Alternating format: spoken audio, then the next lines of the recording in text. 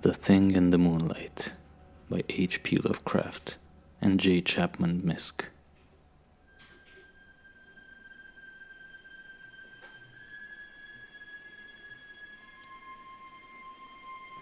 Morgan is not a literary man.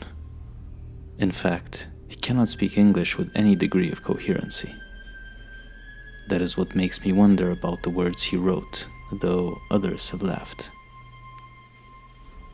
He was alone in the evening it happened. Suddenly, an unconquerable urge to write came over him, and taking pen in hand, he wrote the following.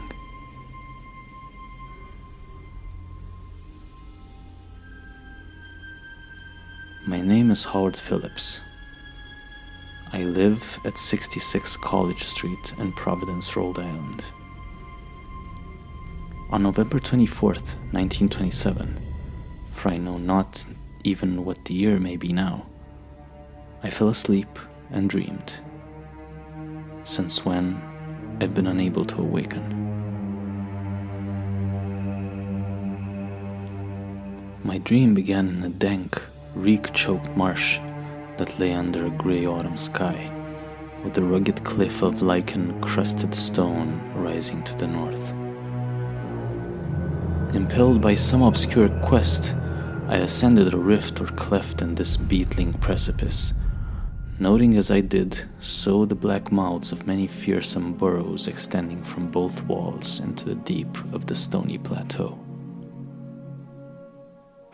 At several points the passage was roofed over by the choking of the upper parts of the narrow fissure, these places being exceedingly dark and forbidding the perception of such burrows as may have existed there.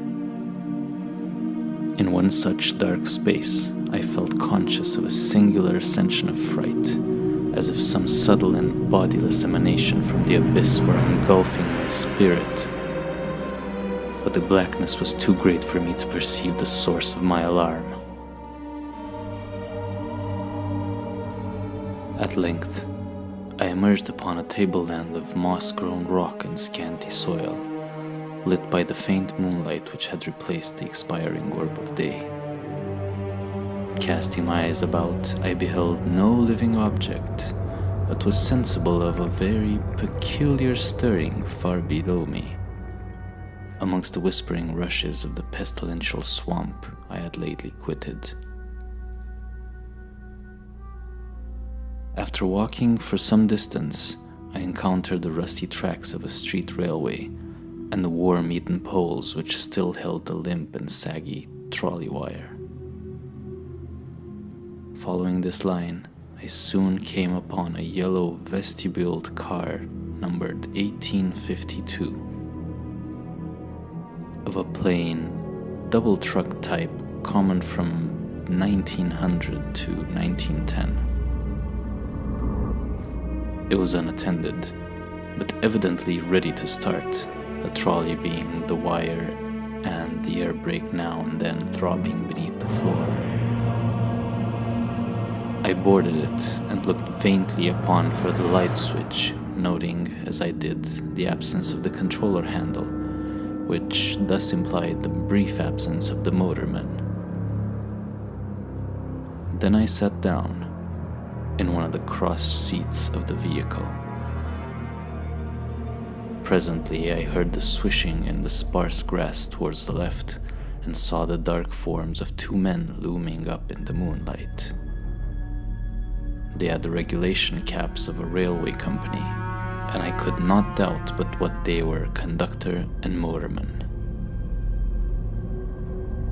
Then one of them sniffed with singular sharpness and raised his face to howl to the moon. The other dropped on all fours to run towards the car.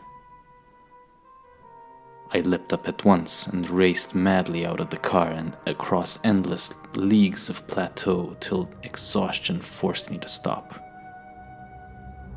Doing this not because the conductor had dropped on all fours, but because the face of the motorman was a mere white cone tapering to one red blood tentacle. I was aware that I only dreamed, but the very awareness was not pleasant. Since that fearful night, I have prayed only for awakening, but it has not come. Instead, I have found myself an inhabitant of this terrible dream world.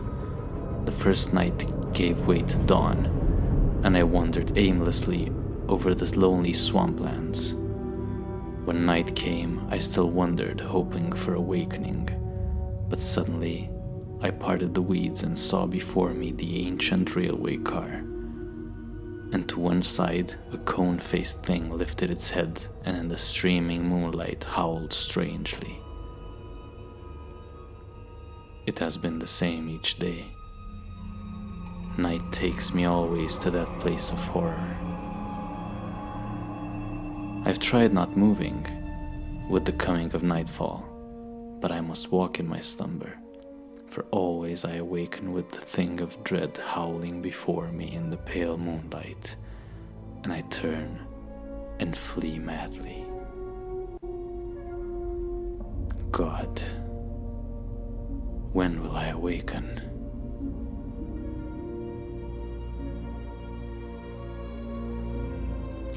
This is what Morgan wrote. I would go to 66 College Street in Providence, but I fear for what I might find there.